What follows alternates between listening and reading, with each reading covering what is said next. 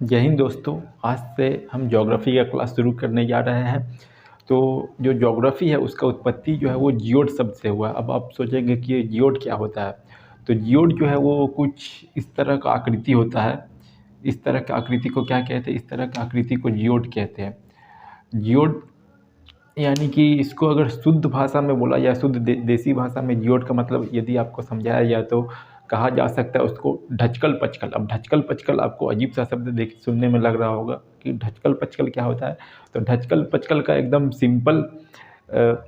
Simply आपको समझाया जाए तो जैसे कि आप अपना फेस का, आप खुद के फेस का एग्जांपल ले सकते हैं।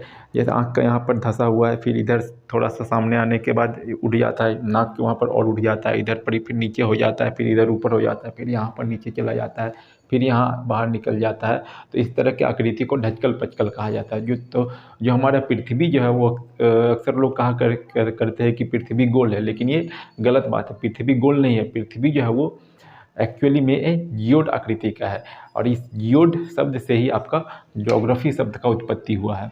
ठीक है, तो आज से हम ज्योग्राफी का क्लास शुरू करने जा रहे हैं। तो ज्योग्राफी पढ़ने से पहले मोस्टली उसको 4 से 5 भागों में बांटा जाता है, जिसमें से पहला आ जाता है आपका एस्ट्रोलॉजी, दूसरा आ जाता है आपका जियोलॉजी, और तीसरा आ जाता है आपका टोपोलॉजी, और फिर वर्ल्ड ज्योग्राफी, और फिर इंडियन ज्योग्राफी। तो जो हम आज जिस टॉपिक को शुरू करने जा रहा है वो है आपका एस्ट्रोलॉजी। एस्ट्रोलॉजी यानी कि खगोल शास्त्र। एस्ट्रोनॉमी यानी कि खगोल विज्ञान। खगोल विज्ञान में किसका अध्ययन किया जाता है? तो खगोल विज्ञान में ब्रह्मांड का अध्ययन किया जाता है। ब्रह्मांड अब किसे कहते हैं? ब्रह्मांड किसे कहते हैं? आकाश, समस्त आकाशीय पिंड, यानी कि ये आकाश के ऊपर आपको जितनी भी चीज दिखाई पड़ते हैं वो सभी के सभी ये ब्रह्मांड के अंतर्गत आ जाते हैं। उसे ही हम ब्रह्मांड कहते हैं। ब्रह्मांड के बाद हम जानेंगे तारा। तारा किसे कहते हैं? जिस किसी का भी अपना उष्मा और प्रकाश होता है उसे तारा कहते हैं। एग्जाम्पल में हम सूर्य को रख सकते हैं, जैसे कि मैंने यहाँ पे एग्जाम्पल में दे रखा है सन। सूर्य का अपना प्रकाश भी है और उसका अपना उष्मा भी है, इसीलिए सूर्य भी एक प्रकार का तारा ही है। अब हम देखते हैं कि तारा का जो है उत्पत्ति कैसे होता है। ठीक है ना। तारा जो है वो तारा बनने से पहले क्या होता है? तो तारा जो है वो तारा बनने से पहले एक विरल गैस का गोला होता है। अब इस विरल गैस के गोले को कहाँ किया जाता है? तो इस विरल गैस के गोले को, जैसे कि मैंने यहाँ पे बना दिया, ये एक विरल गैस का गोला है, और इस विरल गैस के गोले को क्या कहा जाता है? इस विरल गैस के गोले को निहारिका या फिर नेबुला कहा जाता है। ठीक है। अब इस विरल गैस के गोला जिसको निहारिका या नेबुला कहा जाता है, इसमें क्या होता है? इसमें होता है नाभिकीय संलयन। नाभिकीय संलयन में क्या होता है? जैसा कि आप लोग सभी जानते ही होंगे कि नाभिकीय संलयन की क्रिया में हाइड्रोजन जो है वो हीलियम में बदलता है, और हाइड्रोजन जो है हीलियम में बदलता है। इसके बाद उत्पत्ति हो जाता है तारे का। अब तारा में जो ईंधन होता है वो किस अवस्था में होता है? ये भी एक जानने लायक बात है। तो तारा में जो ईंधन है वो आपके प्लाज्मा अवस्था में होता है। प्लाज्मा। अब आप लोग सोच रहे होंगे, आप लोग में से कुछ लोगों को पता नहीं होगा कि ये प्लाज्मा क्या होता है।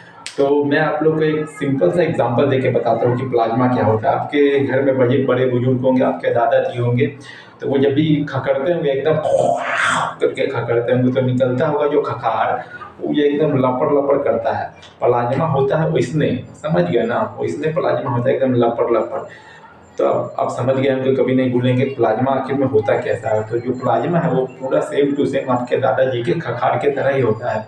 तब हम आगे देखते हैं कि तारे में जो ईंधन होता है वो तो प्लाज्मा अवस्था में रहता है, आप लोग समझ गए।